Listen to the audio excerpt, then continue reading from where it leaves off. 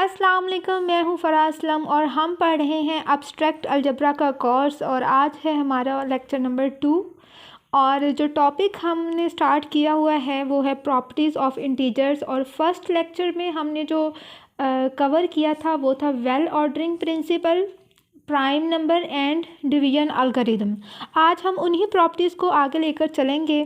तो यहाँ पे फर्स्ट हमारे पास है greatest common divisor relatively prime integers. The greatest common divisor of two non zero integers a and b is the largest of all common divisors of a and b। Guys, कुछ समझ आया? मेरे तो ये wording ऊपर से गुजर जाती है। चलो ऐसा करते हैं कि हम इसको एग्जाम्पल से समझते हैं, ठीक है। ये क्या कहना चाह रहा है हमसे, जो ग्रेटेस्ट कॉमन डिवाइज़र का कंसेप्ट है ये हमसे क्या कहना चाह रहा है? तो ये कहना ये चाह रहा है कि the greatest common divisor of two non zero integers, मतलब दो नॉन ज़ीरो इंटीजर्स हम लें और उनका ग्रेटेस्ट कॉमन डिवाइज़र निकालना है। जैसे कि हमारे पास 4 है। अब अगर हम 4 के डिवाइज़र्स देखें तो हमारे पास यहाँ पे हम उनको लिस्ट आउट कर लेते हैं। 4 के डिवाइज़र्स 1 4 को डिवाइड करता है, 4 को 2 डिवाइड करता है, 4 को 4 डिवाइड करता है। अगर हम b को देखते हैं तो b के जो डिवाइज़र हैं b को 1 डिवाइड करता है और b को 2 डिवाइड करता है।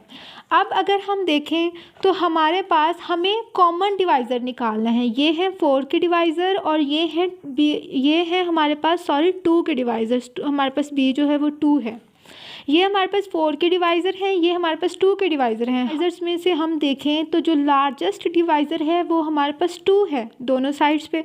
तो इसका मतलब ये हुआ कि ये हमने जो दो नॉन ज़ीरो इंटीजर्स लिए थे 4 और 2 लिए था, इसका जो कॉमन डिवाइज़र है, लार्जेस्ट कॉमन डिवाइज़र है वो क्या है? वो 2 है। और हम इसको कैसे लिखते हैं?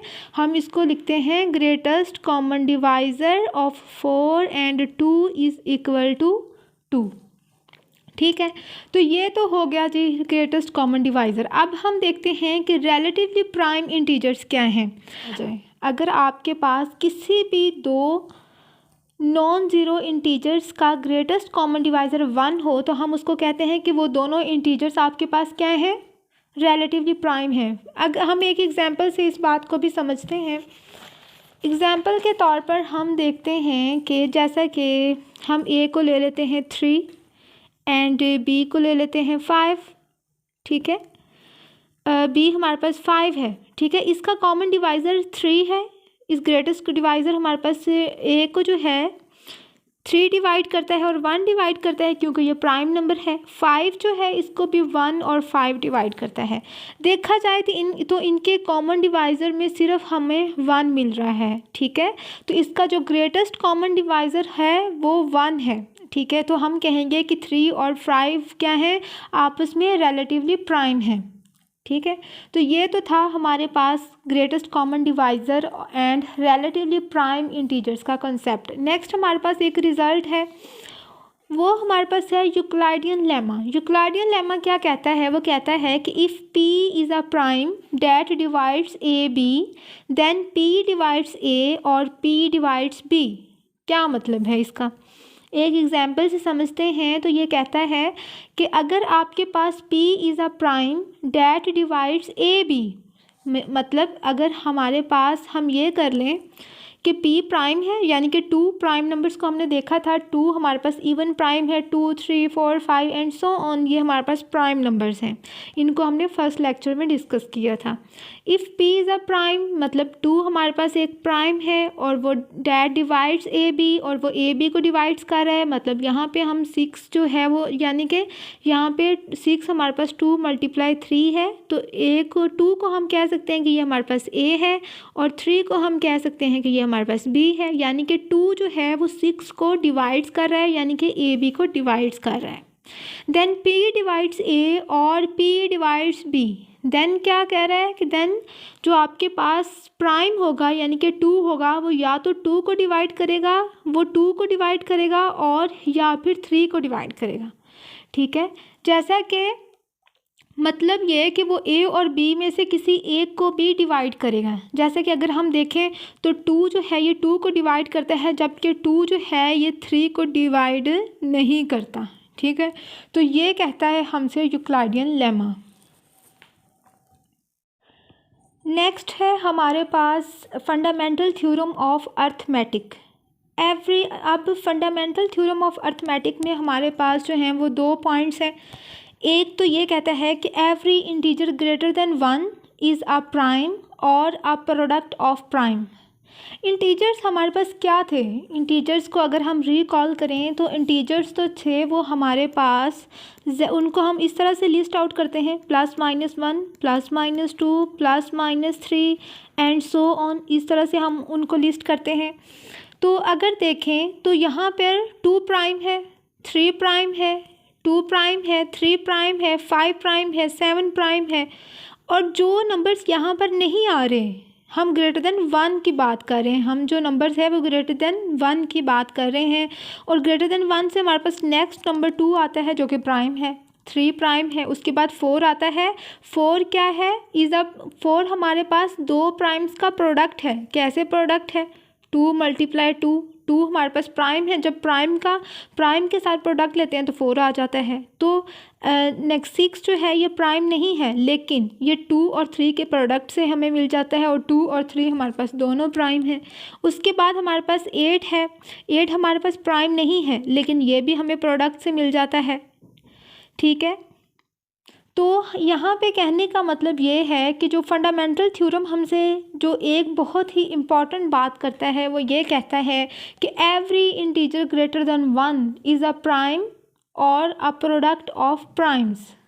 नेक्स्ट जो दूसरा पॉइंट कहता है वो कहता है कि this product is unique. Unique का क्या मतलब है? यूनिक का मतलब ये है कि जैसे हमारे पास 6 है तो ये 2 × 3 6, या फिर 3 = 3 × 2 6, मतलब इनका ऑर्डर डिफरेंट हो सकता है, ये नंबर्स जो हैं ये सेम ही होंगे। हमारे पास 2 और 3 के अलावा कोई भी ऐसे नंबर्स 2 नहीं हैं जिनकी हम प्रोडक्ट करें तो हमारे पास 6 आ जाए। जैसे अगर हम 3 करें तो वो 9 हो जाता है। ठीक है, तो मतलब कहने का ये है कि ये जो आपके पास प्रोडक्ट होगी ये यूनिक होगी, इसका ऑर्डर डिफरेंट हो सकता है, लेकिन ये प्रोडक्ट के जो एलिमेंट्स होंगे वो हमारे पास यूनिक होंगे। ठीक है गाइस, नेक्स्ट हमारे पास जो कंसेप्ट है वो है लीस्ट कॉमन मल्टीपल का। लीस्ट कॉमन मल्टीपल, जैसे कि हमने ग्रेटेस्ट कॉमन डिवाइज़र की बात की थी, यहाँ पे हम सेम एज जो है वो लीस्ट कॉमन मल्टीपल की बात करेंगे। The least common multiple of 2 non zero integers a and b is the smallest positive integer. क्या है ये? स्मॉलेस्ट पॉजिटिव इंटीजर है। ठीक है, that is a multiple of both A and B, जो ए और बी दोनों का क्या हो? मल्टीपल हो। So guys, least common multiple को हम एग्जांपल से समझने की कोशिश करते हैं। जैसे हमारे पास यहाँ पे 4 और 6 और 4 और 8 की एग्जांपल है। अगर हमने इसका लीस्ट कॉमन मल्टीपल निकालना है तो हम कुछ यूँ निकालते हैं कि 2 और 4 को उसके कॉमन डिवाइज़र पे डिवाइड करते हैं। जैसे कि 4 और 6 का जो कॉमन डिवाइज़र है, लीस्ट कॉमन डिवाइज़र हम निकालने की कोशिश कर रहे हैं। तो अगर ये 2 पे डिवाइड दोनों ना हो रहे होते तो मैं 3 को यूज़ करती। अगर ये 3 पे डिवाइड ना हो रहे होते, आपने कोई ऐसे इंटीजर पे इनको डिवाइड करने हैं जो इन दोनों को डिवाइड कर रहा हो। ठीक है, जैसे कि 2 4 को भी डिवाइड करते हैं, 6 को भी डिवाइड करते हैं, तो हमने इसको 2 पे डिवाइड कर दिया और ये हमारे पास आ गया। 2 और 3 जो है इन दोनों को 1 के अलावा, 1 एक ऐसा इंटीजर है जो इन दोनों को कॉमनली डिवाइड कर रहा है, इसके अलावा हमारे पास कोई इंटीजर नहीं है, तो हमने इनको आपस में मल्टीप्लाई कर दिया है। 2 × 2 × 3, तो जब हम इनको मल्टीप्लाई करते हैं तो हमारे पास 12 आ जाता है, और यही हमारे पास है लीस्ट कॉमन मल्टीपल ऑफ 4 6 = 12। उसके बाद सेकंड एग्जांपल जो हमने ली है वो 4 और 8 की है। इसमें भी हमने देखा कि 2 इन दोनों को डिवाइड कर रहा है कॉमनली, हमने डिवाइड किया, फिर हमने देखा कि हमारे पास जो रिज़ल्ट आ रहा है वो 2 और 4 आ रहा है। तो 2 जो है वो अगेन कॉमन डिवाइज़र है 2 का और 4 का, हमने इसको अगेन डिवाइड कर दिया। देन हमने अब हमारे पास 1 और 2 आ जाते हैं, और 1 और 2 मज़ीद डिवाइड नहीं हो सकते। इनको कोई भी जो है इंटीजर हमारे पास ऐसा नहीं है कि हम इनको मज़ीद जो है वो डिवाइड कर सकें। सो हमने उनको लिस्ट आउट किया और मल्टीप्लाई किया। So common divisor 4 8 = 8। So guys, आज का लेक्चर हमारा यहीं तक था। हमारी अलजेब्राइक प्रॉपर्टीज़ जो हैं इंटीजर्स की वो आज कंप्लीट हो गई हैं। इंशाल्लाह लेक्चर नंबर 3 में हम नेक्स्ट टॉपिक करेंगे। तब तक के लिए अल्लाह हाफिज़, दुआ में याद रखिएगा।